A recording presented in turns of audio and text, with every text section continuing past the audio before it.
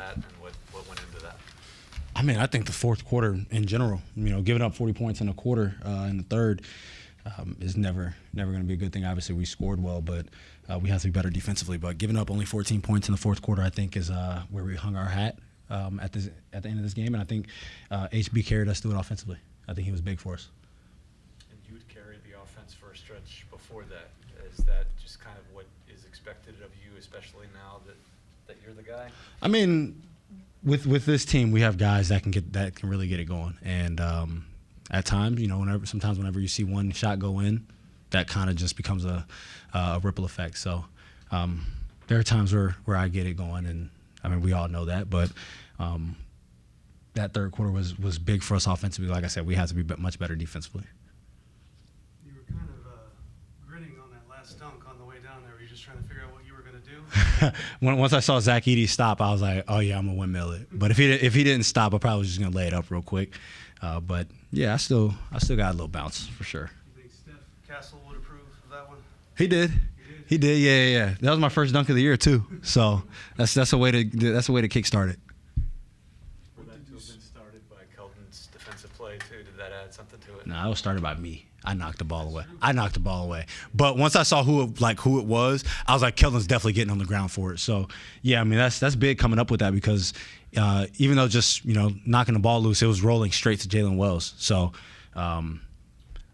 I feel like a lot of bad things happen whenever something like that happens. You're just knocking it to someone on their team, and then they might hit a three, and now it's an entirely different game. So Keldon getting on the floor for that.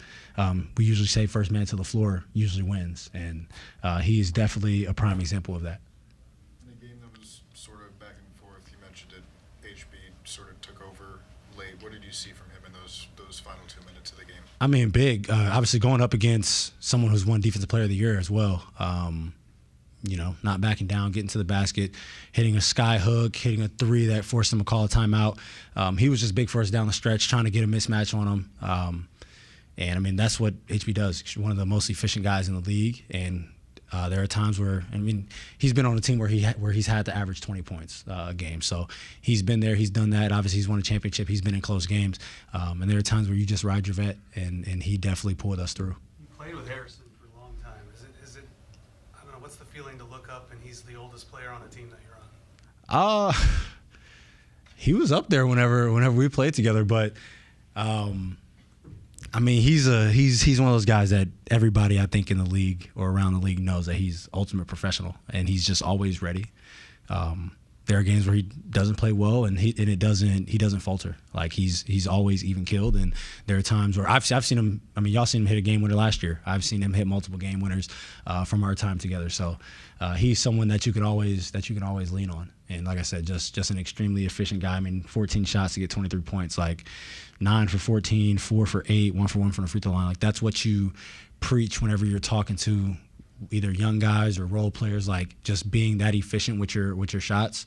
I think a lot of people can really learn from HB.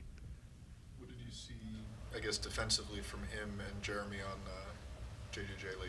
I mean, that's a tough cover for anybody. Obviously, I think everybody knows he's going left.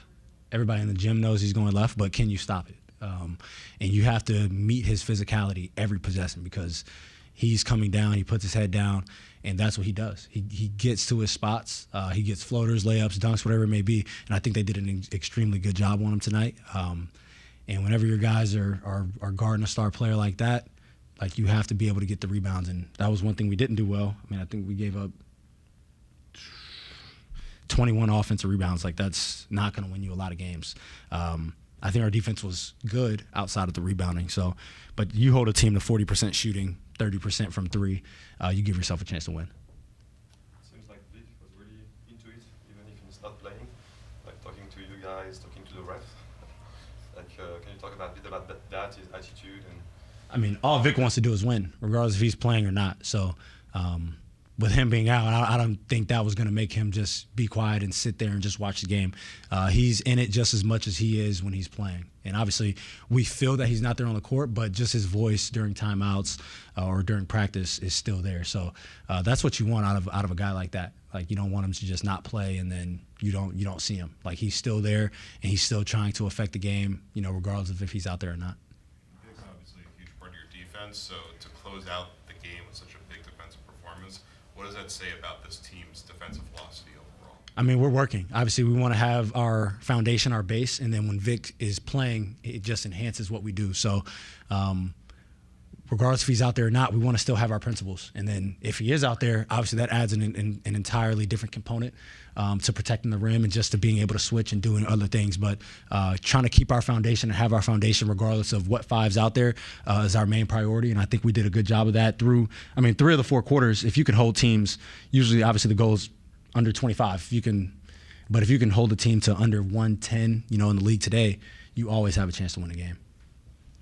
Obviously, no one ever wants injuries, but the depth on this team, do you feel pretty good about the depth coming into the season, and what do you think of it now? Yeah, definitely. Obviously, no one thought we'd be missing this many guys or, this many, 2 of our top 3 scorers, and then Dylan, who came in, who was playing well. Then I missed time, Jeremy's missed time, KO's missed time. Like, we've had a lot of guys that have been in and out of the lineup. But you continue to get wins, and that's what good teams do. So regardless of who we have out there, like I said, we try to keep our philosophy the same. And when we have, some of our top players out there, that just enhances what we do. So we want to continue to go out there and win games regardless of what, 10, 11, 12 guys that are playing. Yeah, and obviously your downhill scoring is one of the bigger threats, but when you start to hit a few jump shots, is that more, a confidence boost for you, or do you think it forces the defense to think about that as well? What goes into those hot starts? I think whenever, and David Jones was big for us in his limited minutes, but just being able to get an easy one like that, like he gets downhill, I get a kick out 3, and I think it just opens up the floodgates. Now, teams take one step closer, allows me to get downhill and create for myself, create for somebody else, and just collapse the defense. Or when I'm off ball, once I start making shots, then my defender's one step closer to me, and it allows guys to have driving lanes. So for me, obviously that's why I want to continue to become a better shooter, because with or without the ball, I feel like you affect the game that way.